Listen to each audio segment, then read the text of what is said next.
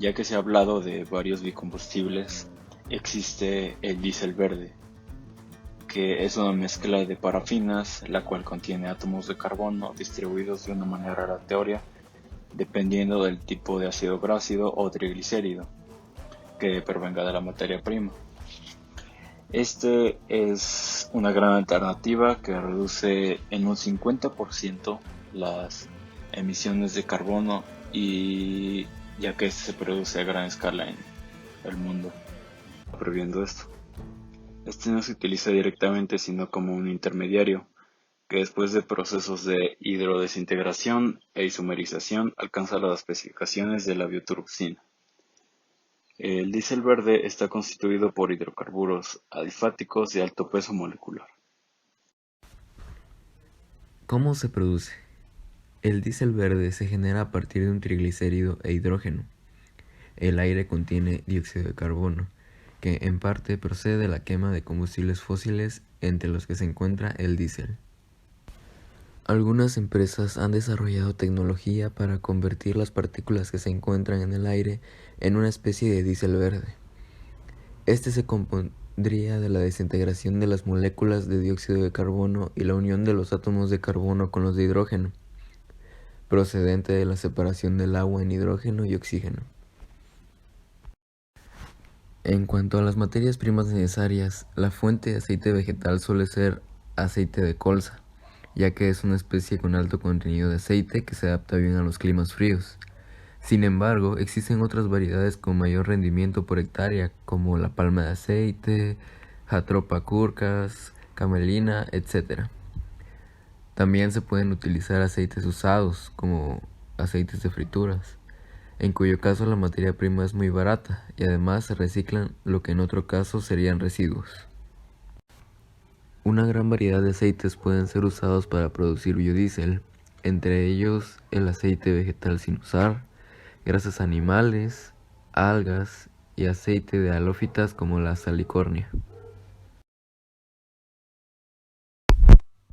Existe una gran variedad de procesos industriales para fabricar este diésel.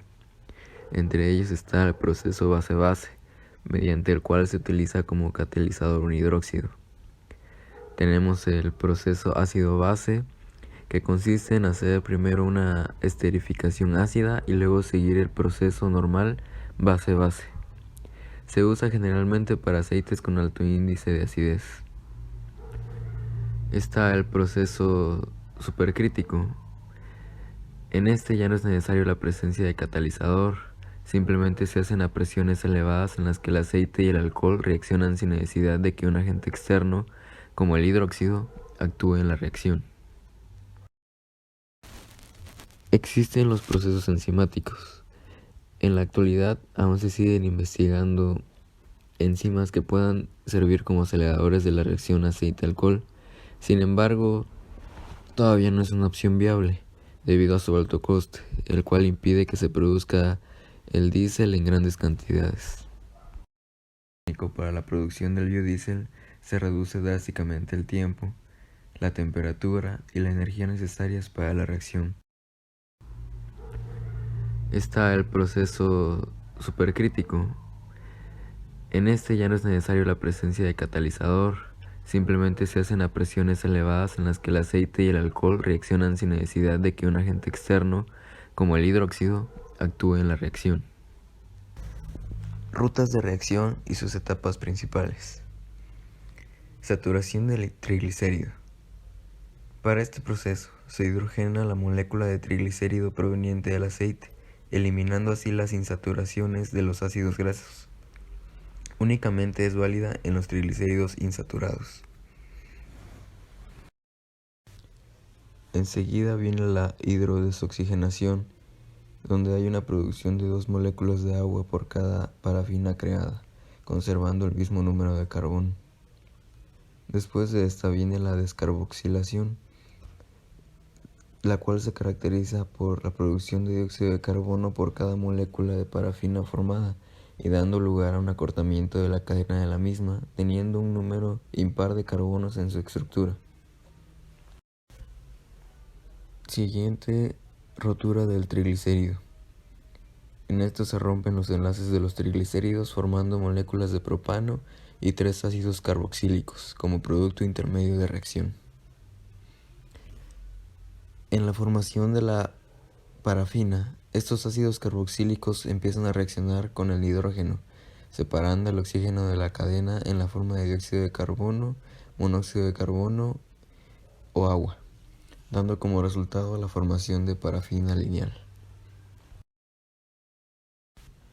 Y por último, el proceso de descarbonilación, donde se obtiene una molécula de monóxido de carbono y otra de agua por cada de parafina formada.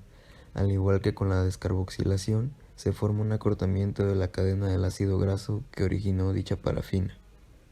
El uso mayor del diésel verde es como fuente de energía para los transportes terrestres, como automóviles y camiones. Esto debido a que no tiene mucho que empezó a emplearse como energía alternativa. Como era de esperarse, la situación en México no es muy favorable para el país, ya que el desarrollo de políticas para los biocombustibles aún no es muy favorable para estos. La política en México es posiblemente el aspecto más complicado de los biocombustibles, ya que el desconocimiento del tema por parte de la sociedad satanizó los biocombustibles de primera generación por su competencia con alimentos, afectando así la aceptación de los biocombustibles avanzados. También por parte de los industriales y gobiernos locales y estatales, el desconocimiento del tema. La falta de confianza en los recursos humanos e instituciones de investigación, corrupción